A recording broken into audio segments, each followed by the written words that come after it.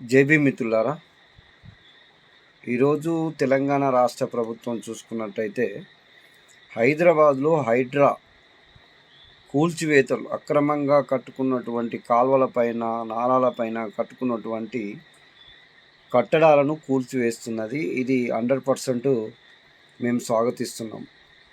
అయితే ఈ మధ్యలో ఈటెల రాజేందర్ బీజేపీకి సంబంధించిన ఎంపీ అభ్యర్థి కొంతమంది పీడిత వర్గాలను, పేదలను ముందు పెట్టి ఆ అక్రమార్సులకు అండగా నిలబడ్డలో ఈయన ప్రథమ పాత్ర పోషించినట్టుగా మనకు కనబడ్డది.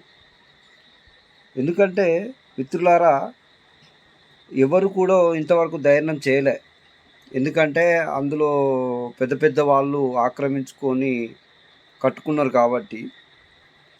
పేదవాడు అక్కడ ఉన్నటువంటి వాడు కొనుక్కున్నాడు, కానీ ఆక్రమించుకున్నటువంటి వాళ్ళు ఎవరు అంటే పూర్తిగా ఈ రాజకీయ బలంతో, రాజకీయ అండదండలతో అధికారులను బెదిరించుకుంటూ ఇలా ప్రభుత్వ స్థలాలన్నీ ఎక్కువ శాతము ఈ రాజకీయ నాయకులే ఆక్రమించుకోవడం జరిగింది.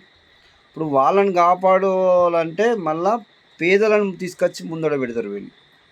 అంటే గతంలో చూసుకున్నట్టయితే కేసీఆర్ రైతు బంధు ఇచ్చిండు. రైతు బంధు మొత్తానికి లిమిట్ లేకోకుండా ఇచ్చిండు. లిమిట్ లేకోకుండా ఇవ్వడం వల్ల ఇక్కడ మల్లయ్య ఎంత వస్తున్నది అంటే, అయ్యా 5,000 వస్తున్నది, నాకు ఎకరం భూమి ఉన్నదా అన్నాడు.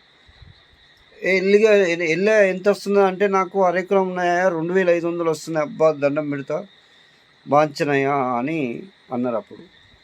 కానీ అదే నోటుతోని మంత్రి మల్లారెడ్డి గారు మీకెంత వస్తున్నదని అడగలే. అప్పుడు ఆయన 2 కోట్ల రూపాయలకు పైచిలకు తీసుకున్నట్టుగా. అంటే పేరుకు చెప్పడానికి ఎవరిని చూపించిండు మనకు? ఇక్కడున్న మల్లయ్యని చూపించిండు. ఎకరము అరెకరం 2 ఎకరాల లోపు ఉన్న వాళ్ళని చూపించి, నీకు రైతు బంధు వస్తున్నదా అని టీవీలల్లో వీడియోలల్లో చూపించుకుంటా పెద్ద ఎత్తున నేను పేదలకు సహాయం చేస్తున్నా, నేను పేదల పెన్నిది అని చెప్పుకోవడం అనేది జరిగింది. కానీ అక్కడ ఆ పథకం ఎవరి కోసం తీసుకొచ్చినట్టు? కోట్ల రూపాయలు తీసుకున్నటువంటి వాళ్ళకి కదా. ఎందుకనంటే ఇది రాళ్ళు రప్పలు, అడవులు, ప్రభుత్వ స్థలాలు రిజిస్ట్రేషన్ చేసుకొని కొండలు గుట్టలు వ్యవసాయం పండించకపోయినా కానీ దాని ద్వారా ఎవరికి లబ్ధి పొందింది అనేది ఇక మీకే తెలియాలి. అలాంటి వాళ్లకు ఇలాంటి వాళ్ళకని ప్రజాధనాన్ని విచ్చలవిడిగా ఖర్చు పెట్టడం జరిగింది. అది పేదవాడిని చూపించుకుంటేనే. ఈరోజు కూడా వాళ్ళ ఆస్తులు అంటే వాళ్ళ దగ్గర ఉండే ఇప్పుడు పీడిత వర్గాల కోసం మాట్లాడిన వాళ్ళు కేవలం వాళ్ళు 60 గజాల 100 గజాల లోపే ఉంటారు. మరి కోట్లాది విలువ చేసే ల్యాండ్లు అంటే నీళ్లు పోకోకుండా ఆపి వాళ్ళు నాలాల మీద చెరువు మధ్యలో ఆక్రమించుకుంటూ కట్టిన వాళ్ళు సంగతి ఎట్లా మరి? అందుకే ఇందులో రాజకీయాన్ని పులిమి, రాజకీయ వ్యవస్థను అందులో ఒక మంచి కార్యక్రమం చేసినప్పుడు నువ్వు సపోర్ట్ చేయకపోయినా పర్వాలేదు, కానీ ఇలా పేదవాళ్ళను ముందుకు తీసుకొచ్చి పెట్టడం తప్పు. అయితే పేదవాళ్ళను కంపల్సరీ ప్రభుత్వం ఆదుకోవాల్సిందే. దీంట్లో మేము ఎట్టి పరిస్థితిలో మేము ట్రీట్ చేయడం కూడా జరిగింది. బహుశా చాలా చూడవచ్చు, అందరూ కూడా చూడవచ్చు. అయితే పీడిత వర్గాల కోసం ప్రభుత్వం ఖచ్చితంగా స్థలాలన లేకుంటే వాళ్లకు ప్యాకేజా ఏదో ఒకటి కేటాయించి ఖచ్చితంగా వాళ్ళకు ఖచ్చితంగా స్థలాలు ఇప్పించి ఒక ఇల్లు కట్టిస్తే ఎటువంటి అభ్యంతరం లేదు. ఎందుకంటే వాళ్ళ పీడితులు అనేటోళ్ళు ఆక్రమించుకునే విషయంలో చాలా తక్కువ మంది ఉంటారు. కాబట్టి మేమేమంటున్నాం అంటే, ఈ రాజకీయ నాయకులు ఈ ఇండ్ల రాజకీయ వ్యవస్థను పులిమి మళ్ళీ అది స్టాప్ చేయించే వ్యవస్థ సరే ఏ ఉద్దేశం అన్నా కానివ్వండి, కానీ ఇప్పుడైతే మాత్రం అక్కడ ఉన్న వ్యవస్థలో కొంచెం మంచి అయితే జరుగుతుంది కదా. తర్వాత ఆయన ఏ ఇంటెన్షన్తో ముఖ్యమంత్రి గారు ఈ నిర్ణయం తీసుకొని చేస్తున్నాడో, కానీ ప్రజెంట్ కళ్ళకు కనబడేదైతే మంచి జరుగుతుంది కదా.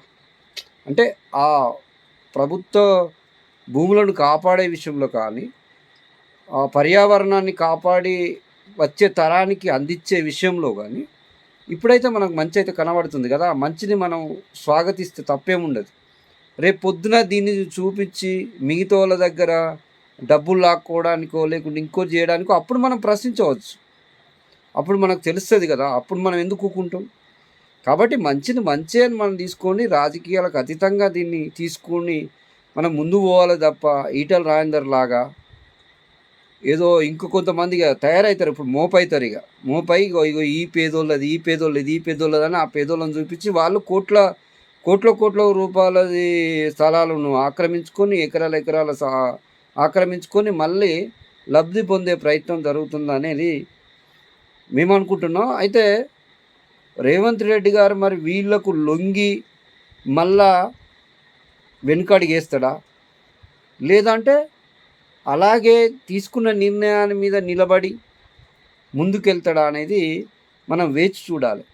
అయితే ప్రజల నుంచి వచ్చేది దానికి మీరు తీసుకున్న నిర్ణయాన్ని వెనుకకు ఒకవేళ తీసుకుంటే మీలాంటి ఇక వేస్ట్ సీఎంనైతే ఇక ఇక ఇక ఇక మేమేం మాట్లాడలేం. ప్రజలు ఆ రోజు మీకే చెప్తారు, మీలాంటి వాళ్ళు ఇక వేస్ట్ సీఎంగా నిర్ధారణ అయిపోతారు.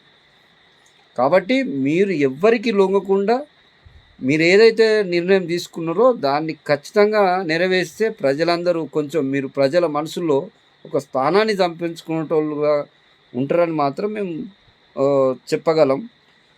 కాబట్టి ఇలాంటి కొంతమంది దీన్ని ఆపడానికి కుట్ర చేస్తున్న ఇలాంటి అక్రమ ఆర్కులకు ప్రజలు రేపు పొద్దున బుద్ధి చెప్తారు. అందరం కలిసి బుద్ధి చెప్పాల్సిన బాధ్యత మన పైన ఉన్నది. కాబట్టి దీనికి ఖచ్చితంగా అందరం సపోర్ట్ చేయాలనేది నేను కూడా మనస్ఫూర్తిగా కోరుకుంటూ జై భీమ్, జై భారత్.